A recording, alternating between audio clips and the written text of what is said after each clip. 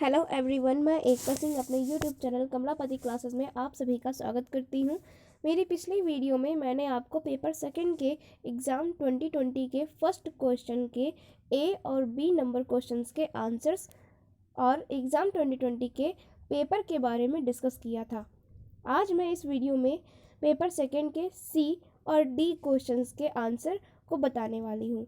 ये video paper second की series 2 है और पेपर फर्स्ट का सीरीज़ 1 और 2 वीडियो का लिंक आपको डिस्क्रिप्शन बॉक्स में मिल जाएगा। और यदि आपको वीडियो में समझाए गए आंसर्स के नोट्स का PDF चाहिए तो आप डिस्क्रिप्शन बॉक्स में दिए गए मेरे व्हाट्सएप कॉन्टैक्ट नंबर से मुझे कॉन्टैक्ट करें, आपको PDF मिल जाएगा।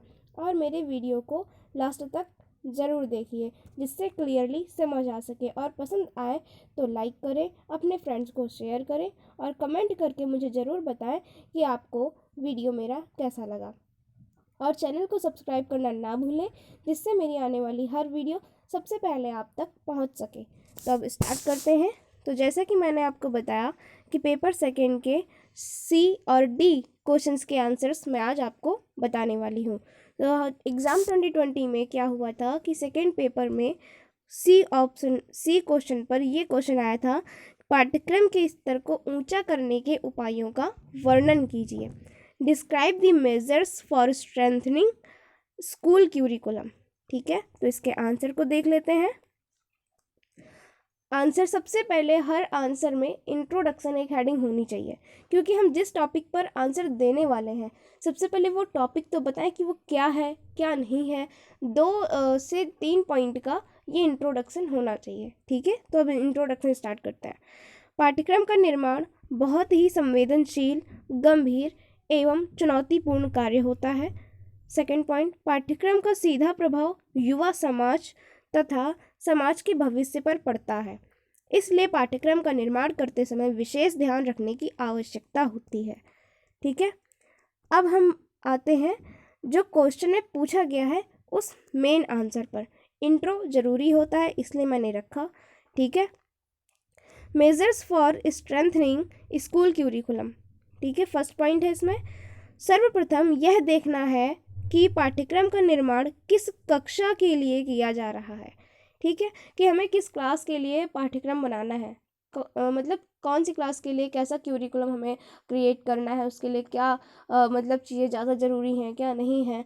ठीक है, तो सबसे पहले हाँ बीच में कॉल आ गई, तो सबसे पहले आपको ये फोकस करना चाहिए कि हम किस क्लास के लिए बनाने जा रहे हैं।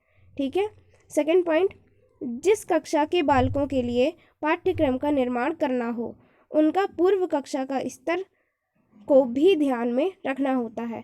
यानी कि हम जिस भी क्लास के लिए क्यूरिकुलम बनाने जा रहे हैं, ठीक है, सबसे पहले ये ध्यान रखना चाहिए कि उस क्लास के पिछली वाली क्लास में बच्चों का क्या लेवल था।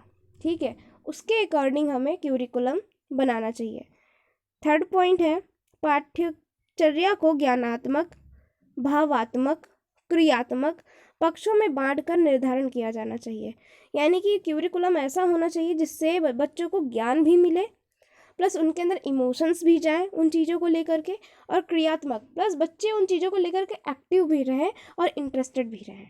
ठीक है, फोर्थ पॉइंट आता है, पाठ्यक्रम के स्तर को ऊंचा रखने के लिए अधिगमकर्ताओं की वर्तमान आवश्यकताओं को ध्यान रखकर मनोवैज्ञानिक स्तर पर ध्यान देना चाहिए। फिफ्थ, समाज, संस्कृति, सभ्यता, राष्ट्रीयता एवं अंतर्राष्ट्रीयता की भावना को ध्यान में रखकर कार्य किया जाना चाहिए। पाठ्यक्रम के निर्माण में विविध सिद्धांतों यानी कई प्रकार के जो प्रिंसिपल्स होते हैं वो एवं शिक्षा के उद्देश्यों को ध्यान में रखकर कार्य किया जाना चाहिए। 7 पॉइंट है, पाठ्यक्रम के स्तर को ऊंचा रखने में पाठ्यक्रम की प्रक्रिया में तथ्यों यानी फैक्ट्स, प्रसंगों एवं विचारकों के ज्ञान का विशेष योगदान रहता है। ठीक है, 8th पॉइंट है, पाठ्यक्रम के स्तर को ऊंचा रखने के लिए आवश्यक है कि पाठ्यक्रम निर्माण में विश्वसनीयता, मानकीकरण का निर्धारण शैक्षिक उद्देश्यों के अनुरूप होना चाहिए। 9th पॉइंट है, पाठ्यक्रम के स्तर को ऊंचा रखने हेतु शिक्षक के लिए शिक्षण संकेतों का निर्माण करना आवश्यक है। 10th पॉइंट है, बालक के सर्वांगीण विकास के लिए पाठ्यक्रम में पर्याप्त पाठ्य सहगामी क्रियाओं को स्थान के लिए मूल्यांकन पद्धति को अपनाना चाहिए। ठीक है, तो यहीं से आंसर नंबर सी फिनिश होता है। अब क्वेश्चन नंबर डी पर आते हैं। इसमें क्वेश्चन है, आर्थिक आधार का पाठ्यक्रम विकास में क्या योगदान है। ठीक है, what is the role of economic basis in curriculum development. ठीक है, इसके आंसर पर आगे बढ़ते हैं। आंसर है, शिक्षा और समाज एक दूसरे के पूरक होते हैं। ठीक है, ये मैं अभी पहले इंट्रो दे रही हूँ। ठीक है, शिक्षा और समाज एक दूसरे के पूरक होते हैं। ठीक है, नेक्स्ट पॉइंट, जिस प्रकार से शिक्षा का संबंध पाठ्यक्रम से होता है उसी प्रकार समाज का संबंध आर्थिक आधारों से होता है। देखिए, हम अपने समाज में देखते हैं कि हमारा समाज की एक अगर देखी जाए यूनिट तो वो होती फैमिली। ठीक है, और हर एक फैमिली में आपको पता है रोजगार होना ज़रूरी होता है। ठीक है, और अगर किसी के पास रोजगार नहीं है तो हमारा समाज काफ़ी गरीब कहा जाएगा।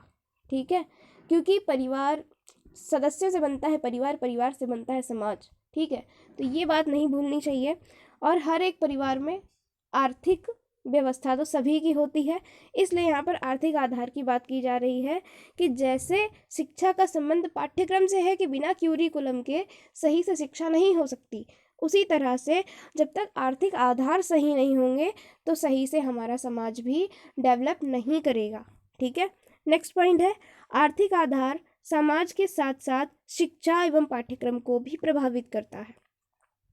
ठीक है, पाठ्यक्रम विकास में निम्नलिखित आधारों का विशेष योगदान रहता है। कौन कौन से हैं वो पॉइंट्स, जैसे कि पहला पॉइंट है कृषि। ठीक है, भारत एक कृषि प्रधान देश है। आपको पता है हमारे इंडिया में खेती बहुत की जाती है, ज़्यादातर लोगों का आर्थिक आधार यही रहा है। ठीक है, नेक्स्ट पॉइंट, कृषि व्यवस्था भारत के आर्थिक विकास में सबसे अधिक स्थान रखती है। कृषि से संबंधित विभिन्न पाठ्यक्रमों जैसे डिप्लोमा पाठ्यक्रम व डिग्री पाठ्यक्रमों को सम्मिलित किया गया है। नेक्स्ट पॉइंट, भारत में कृषि विद्यालयों का भी संगठन किया गया है। सेकेंड पॉइंट आता है उद्योग धंधे।